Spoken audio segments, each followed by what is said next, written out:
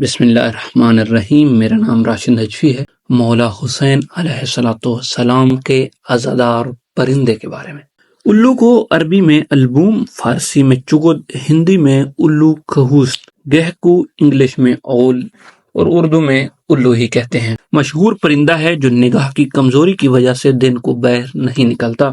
جاہز کہتا ہے اپنے آپ کو الو حسین ترین پرندہ سمجھتا ہے، اس لیے دن میں نظر بد کے خوف میں نہیں اڑتا، ہمیشہ تنہائی اور ویران مقامات پر رہتا ہے۔ عربی میں اس کا دوسرا نام ہامہ ہے۔ الویشائی نقطہ نظر سے منحوس ترین جانور ہے۔ اگر کسی عرب کے گھر پر الو بیٹھ جاتا ہے تو سمجھا جاتا ہے یا تو گھر کا مالک مر جائے گا یا کسی عزیز کی خبر بد آئے گی۔ واہم پرست عرب سمجھتے ہیں کہ جس مقتول کے خون کا انتقام نہیں لیا جاتا ہے اس کی روح الو کی شکل اختیار کر کے کہتی ہے مجھے میرے قاتل کا خون پلاؤ۔ جب اس کے قاتل سے کوئی انتقام لیتا ہے تو اڑ جاتا ہے۔ اہل عجم بھی اس خیال میں عربوں کے ہم نوا ہیں۔ ایک قول ہے کہ ببلا مسرح بہار۔ الو مختلف قد و قامت کے ہوتے ہیں۔ چھوٹا الو چڑیا کے برابر اور بڑا چیل کے برابر ہوتا ہے۔ پرانے الو کو کھوست اور چھوٹے کو چغد کہتے ہیں۔ کیسر باغ کے عجائب خانے میں الو اور چغد کی تعداد کی 30 قسمیں موجود ہیں، جن میں کریل اور ڈنڈل بہت خوشنما الو ہیں۔ حضرت امام علی بن ابی طالب علیہ السلام فرماتے ہیں خدا نے میری ولایت کو پرندوں پر پیش کیا تو سب سے پہلے باز اور چکاک نے اقرار کیا اور سب سے پہلے الو اور عنقا نے انکار کیا۔ خدا نے دونوں پرندوں کو ملعون قرار دیا اور الو دیگر چڑیوں کے دشمن ہونے کی وجہ سے دن کو آشیانے سے نہیں نکلتا۔ دوسری حدیث میں امام علی رضا علیہ السلام نے الو کو ویرانوں میں رہنے کی وجہ یہ بتائی۔ الو زمانہ سابق میں گھروں میں رہا کرتا تھا اور کھانے کے وقت دسترخوان پر آتا تھا اور کھاتا تھا۔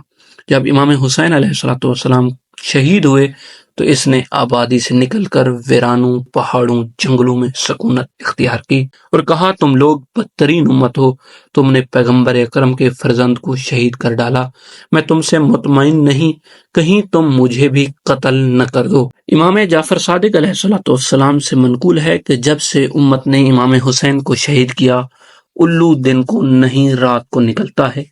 اس دن سے آبادی میں نہ رہنے کی قسم کھائی ہے، دن کو روزہ رکھتا ہے اور اندو ہناک رہتا ہے۔ جب رات ہوتی ہے تو افطار کرتا ہے اور امام حسین کے لیے ہمیشہ نالہ و فریاد کرتا ہے، روتا رہتا ہے۔ مؤلف کہتا ہے کہ بجز اول ان تمام اخباروں سے الو کی نحوست ثابت نہیں۔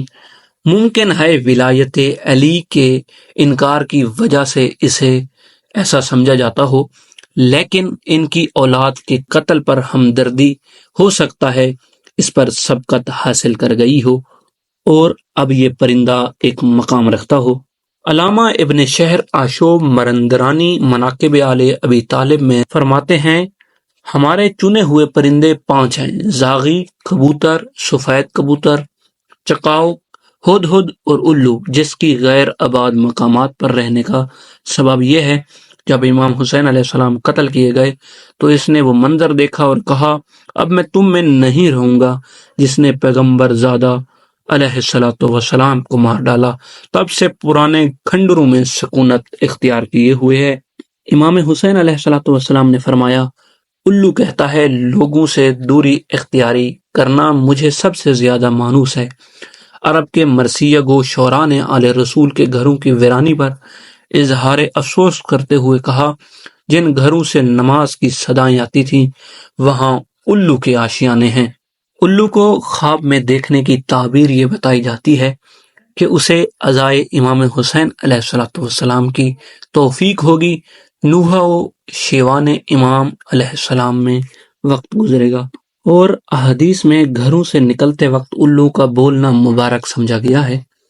اب تک کے لیے اتنا ہی، ملتے ہیں کسی نئے ٹاپک کے ساتھ، تب تک کے لیے اللہ حافظ۔